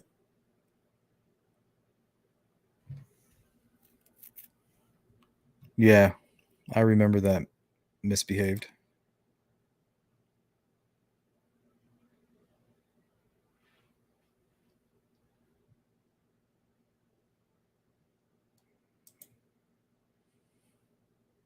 No coffee.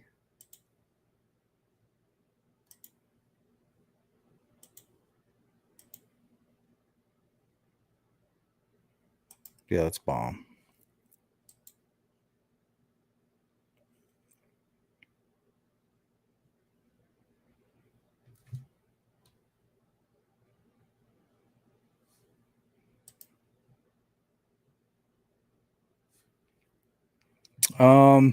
My favorite hot sauce would have to be probably just some old school, like cayenne pepper, a little bit of salt with vinegar. But I like stuff with like smoky vinegar or smoky habanero.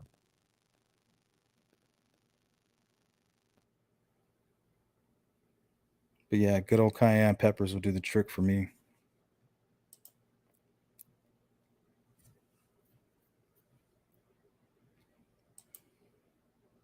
What's up, Amanda?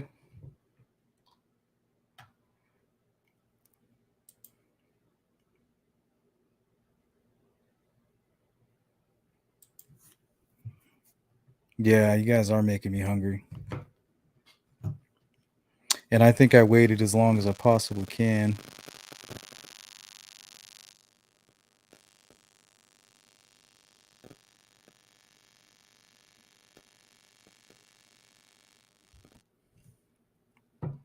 Yeah, I don't think CD's coming on tonight. I'm going to get with him right now, though.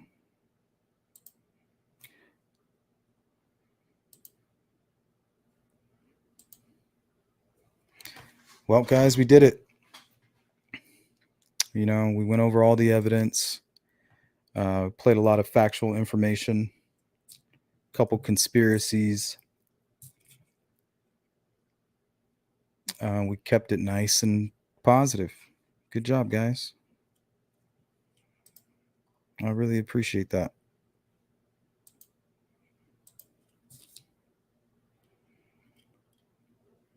Yikes. Never been stung by a scorpion. I shouldn't have said that. Now I'm going to have to knock on wood before a scorpion just runs over here and stings me.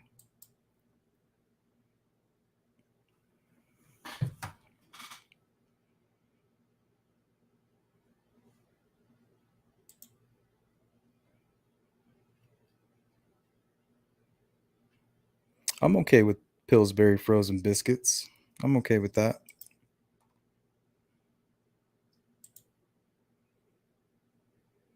Quick and easy. And the ingredients is simple. Chitlins. Now you're getting into that greasy, porky food.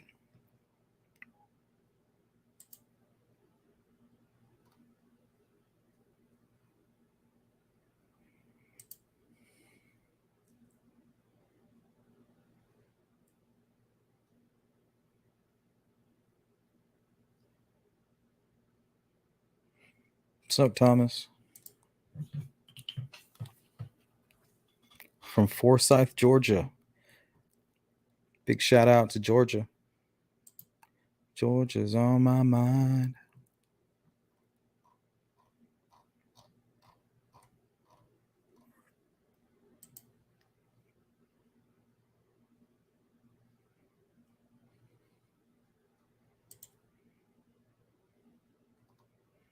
I'm really craving some southern food right now.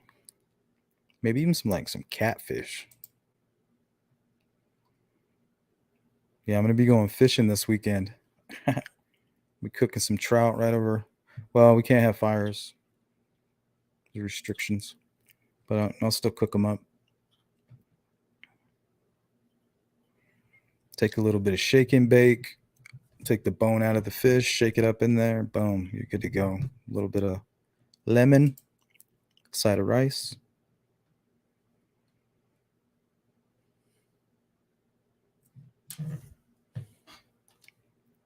I think that was like a Twitter post. I'm not sure. I could be mistaken.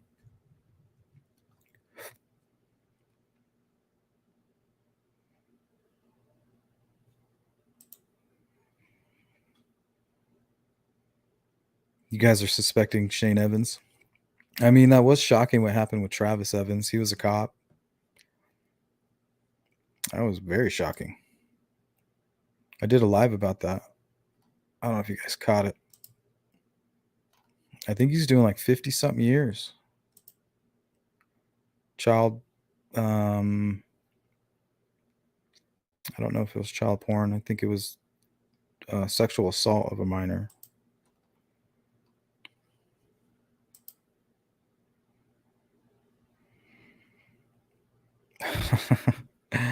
That's how you make some good biscuits and gravy too.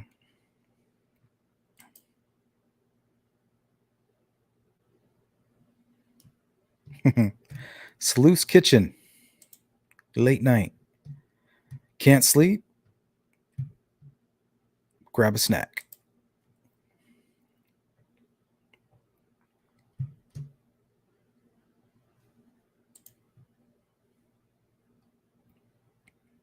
Yeah, Waffle House is bomb. Thanks, Marv. Hey, I'll see you soon. Next time you go live, I'll jump on and see if I can't help with the chat and some information. I have tons of links to news reports and things like that. So I have a huge folder of stuff. So I'll try to see if I can be helpful again. That was really fun. I like you guys' little crew. That's what I'm saying. Like, I'm trying to hang out, but you guys got my stomach like making weird noises. It's like trying to tell me something.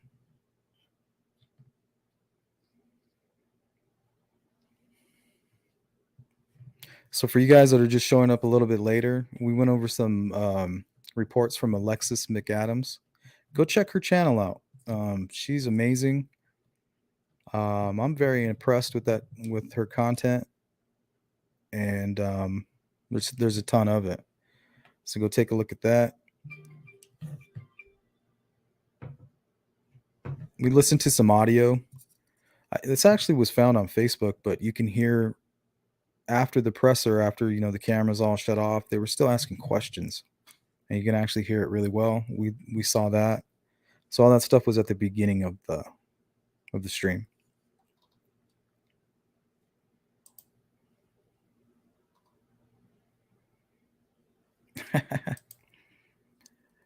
Fish and Kitchen. That's funny.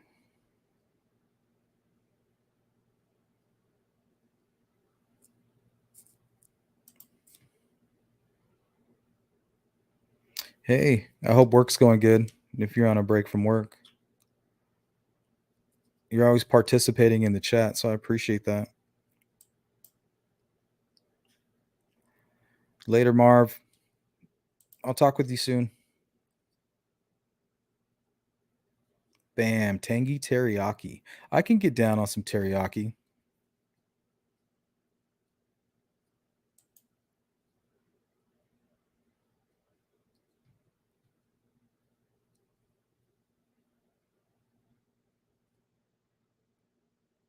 That does sound yummy.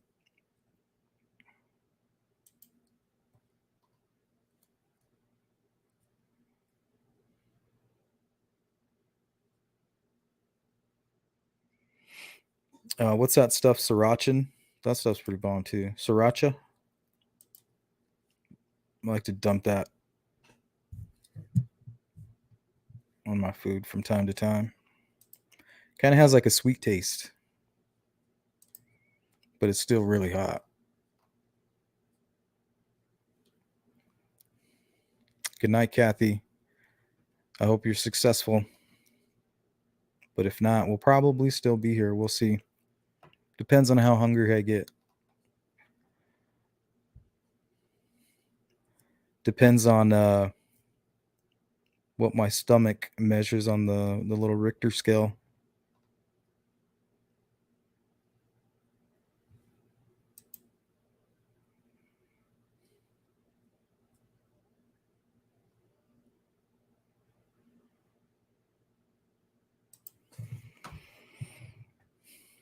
West Tennessee, big catfish festival there every year. Love me some catfish. Pork barbecue, big there too. Oh yeah, that's my favorite. Some slow cooked ribs, some corn on the cob, some catfish. Nice and breaded up, and just a little bit of lime. Oh no, not lime, a little bit of lemon, actually.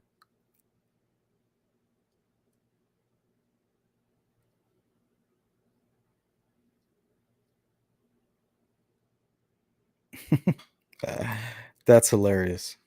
Misbehaved. Don't be too hard on yourself.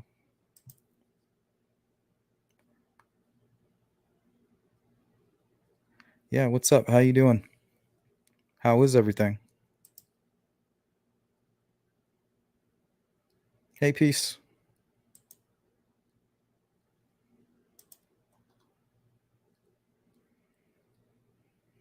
Miracle Hearts 2 says, I thought Doug Carter's most recent interview was very insightful. A couple things stood out. Yeah, he's doing a good job. Him and Becky Patty. Becky's always she's extremely active. So those two are doing a great job. We're going to merge the two. True Crime, Insomnia, Kitchen Crew. Should tell Becky to send us that recipe to those cookies that Libby used to make. We'll all show them on camera. Hot pepper, Southwestern, call it chow chow. I make some good chili. Well, we call it chili, but you might call it salsa. But you boil some jalapenos, and then once you boil jalapenos and tomatoes together, it's best right out of the garden. And then you throw them in a blender. You grab like a little bit of a handful of salt, not too much, sprinkle it in there, and then you throw some garlic in there. And you add a little bit of water, and then boom, you got some really super spicy. And if you want, you can sneak a jalapeno or a habanero in there. If you want to cool it down, you just kind of adjust the amount of jalapenos that you use. Seems to work. Or you add more tomatoes or something like that.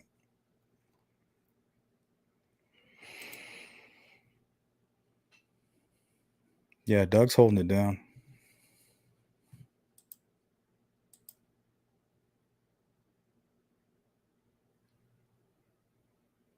Like what?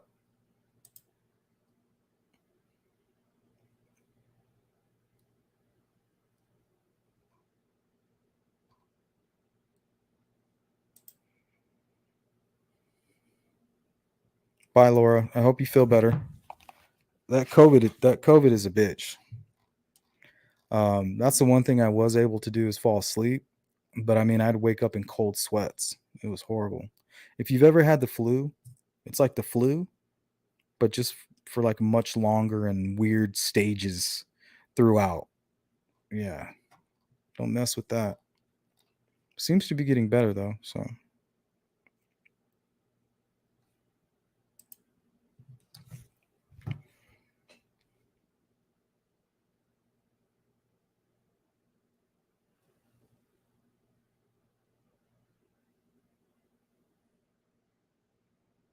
All right. I just checked my email. It doesn't look like we're going to have CD on.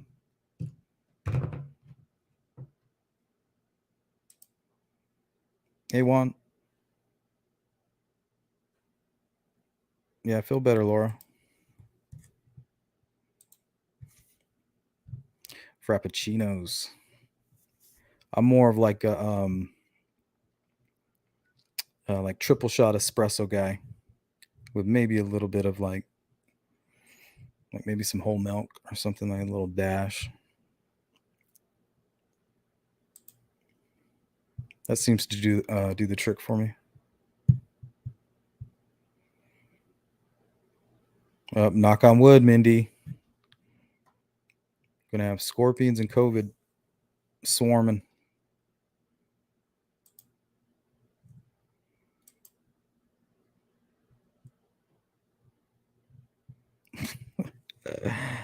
Oh no, there's no mind over matter. I'm about to grub.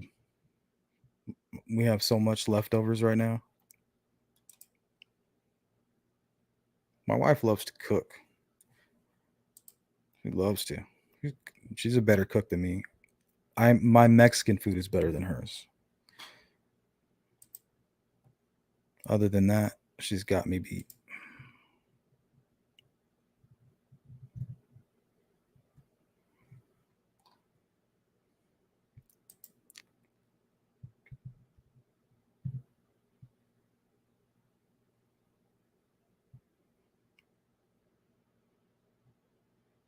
Mandy, that's true. I remember Robert Ives talking about the crime scene evidence, and he would, I think later on they started to think that maybe they were misled on purpose,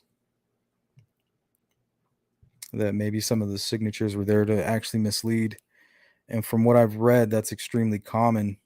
And usually the purpose for signatures is to try to mislead or or panic, or unless you're a sadistic serial killer and you're just leaving some crazy stuff.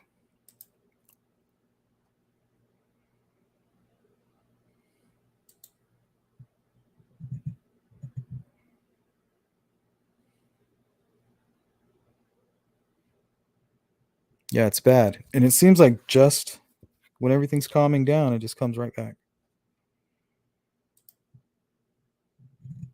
I don't go anywhere anyway.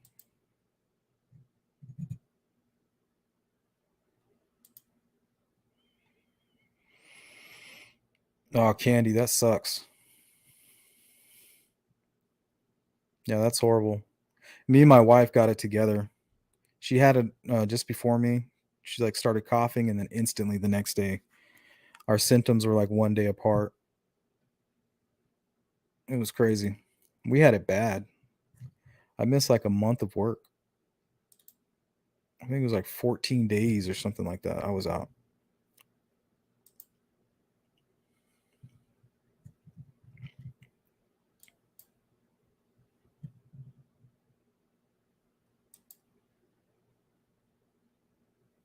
I think we got them covered. I actually have tinfoil under this to protect me from the reptilians. They control your mind. So I heard.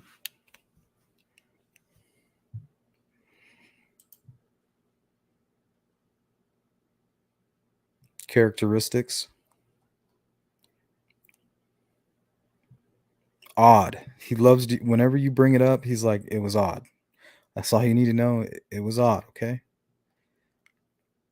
And what's crazy, you can't really find the whole non-secular talk. At least I can't. But I remember a few years ago I could. I found it in an article. I think it was in the Indy Star. They did a big interview with him early on, and he used the words non-secular. He's all, and that's all I'm going to say about it. But it's almost like he knew he said too much at that point. Stomach flu. Yeah, sometimes you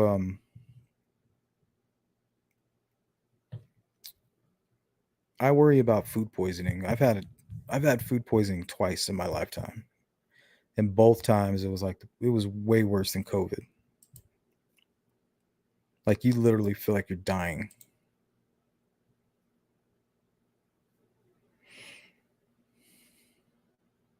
Yeah, infections too. I remember one time a good buddy of mine, an ex-coworker, went to visit his mother in the hospital, and he ended up like catching MRSA or something. You guys know what that is? So it like infected his whole leg. It messed him up bad.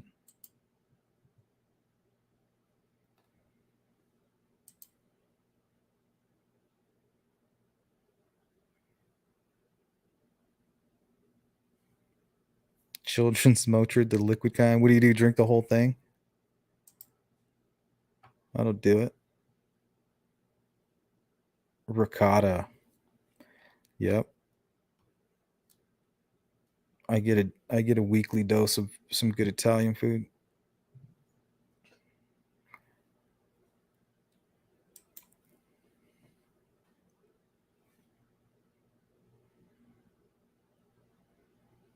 Damn, we've been on here for 2 hours. Like I barely grabbed any of my files that I had on Delphi. Let's see, 1, 2, 3, 4, 5, 6, 7, 8, like 10. Oh no, including my little bomb threat folder.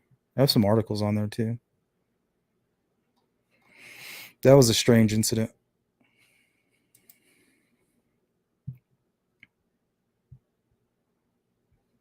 I don't know, guys. I think my hunger's winning. I think I'm going to call it a night. I appreciate everybody that showed up. I made a promise to myself that if I wanted to go live tonight, I'm going to go live. And that's why I showed up here for you guys. And of course, we're going to cover the Delphi case. That's what my channel is. It's the reason that I got on YouTube to begin with. You know, I haven't swayed. I haven't changed that. It's what it is.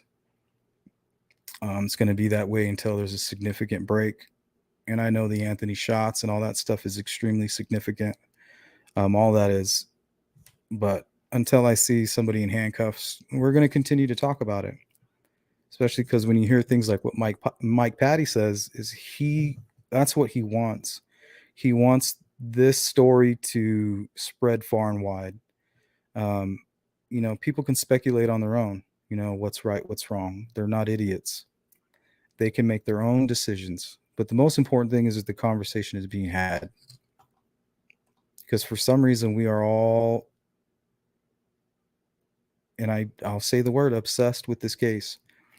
And we're not alone. There's millions of people across the world who are obsessed with this case. I get emails from people saying, I just found out about this case last month and I'm completely obsessed with it. And I try to tell them like, hey, yeah, it gets worse. It gets a little worse.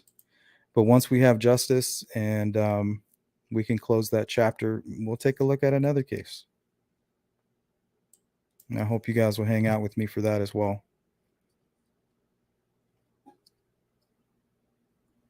At least this time there won't be all the obsession.